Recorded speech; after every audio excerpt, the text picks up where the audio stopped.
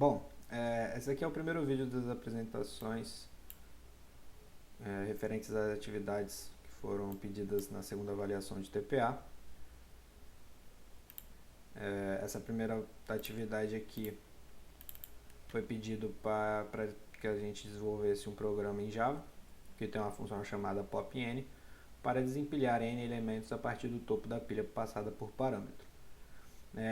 Aqui no meu pilha main, que vai ter a minha chamada do método main aqui para startar a aplicação, eu fiz aquela estrutura básica de menu, aqui com o do while, para só sair quando o usuário informar para sair, no caso aqui no case 0, e com um default aqui, padrão também, para opção inválida quando ele inserir alguma coisa que seja inválida. No meu case 1, eu já vou abrir também aqui o meu auxiliar, que é onde está o meu método de menu. No meu case 1 eu peço para que o usuário informe o valor para ser inserido na pilha. E aqui, como não foi proposto, não foi pedido, nem nada especificando, eu usei um padrão que já era de uma outra atividade, que era o padrão de caixa. No caso aqui, valor, né? Esqueci de botar a variável. Vou trocar o nome da variável aqui agora, ao vivo. De valor, né?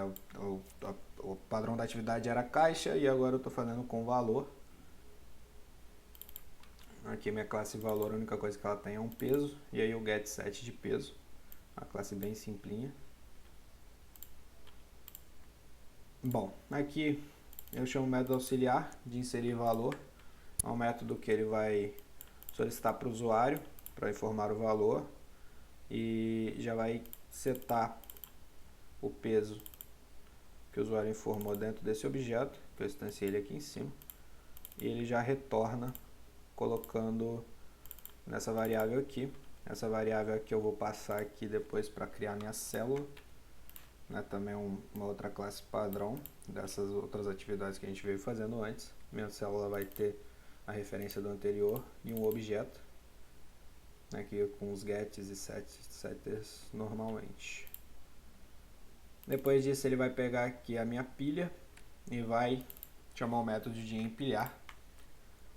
Meu método de empilhar também é padrão, digamos assim, foi o que estava proposto lá nos slides. Confere se a pilha não está cheia e caso ela não esteja cheia, eu seto o anterior como topo, né, fazendo essa troca de valores, porque agora eu tenho um novo valor, e seto o topo como esse novo valor que eu estou passando. E aqui eu adiciono mais um total de elementos e só retorno um boolean para falar que deu sucesso, ou se não falso, para caso eu quisesse informar que tenha quebrado. E aí ele mostra para o usuário que foi adicionado à pilha o valor desejado. No meu case 2, eu peço, o usuário tem a opção de exibir a pilha. E aí então ele faz a chamada desse método exibir dados pilha, que também está no meu auxiliar, passando a pilha como parâmetro.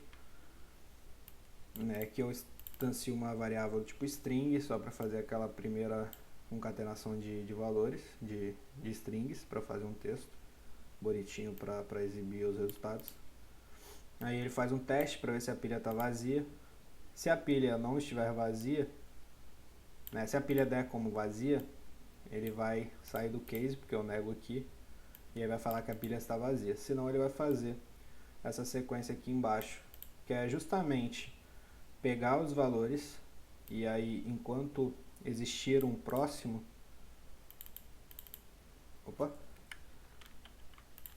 enquanto existir valores, ele vai continuar concatenando. No caso aqui ele vai continuar printando os valores para o usuário. Agora no meu case 3, o usuário tem a opção de remover valores da pilha. E aqui ele faz a chamada desse método, que foi pedido aqui no enunciado da questão, que é o popN. Esse popN basicamente é a mesma coisa que o empilha, que é um método desempilha, desculpa, que é o método padrão aí também da pilha, só que ele passa um parâmetro, que no caso é a quantidade que você vai querer desempilhar.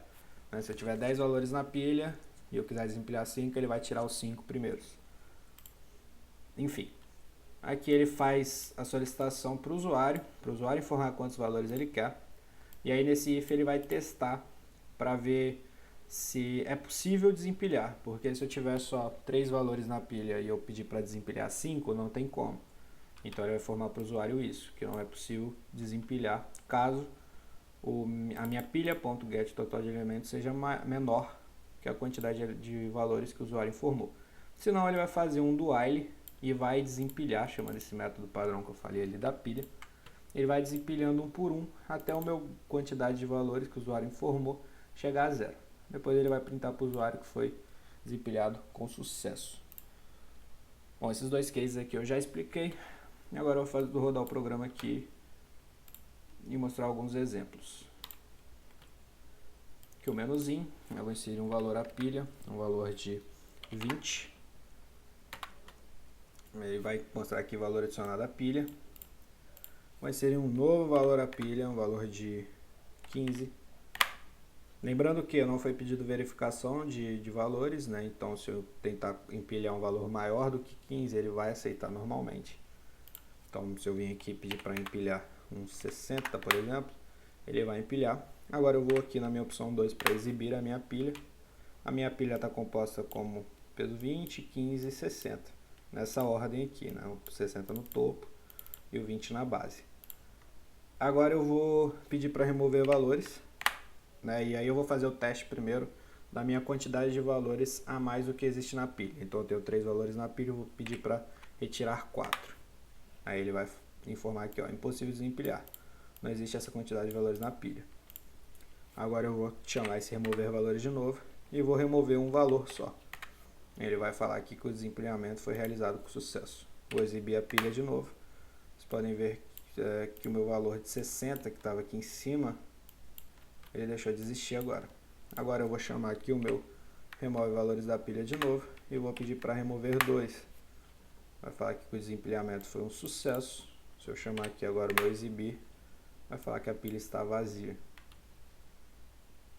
Agora se eu chamar o meu remover, pedir para remover 10, ele vai informar que a pilha não existe essa quantidade de valores na pilha. Bom, essa foi a primeira atividade. E é isso.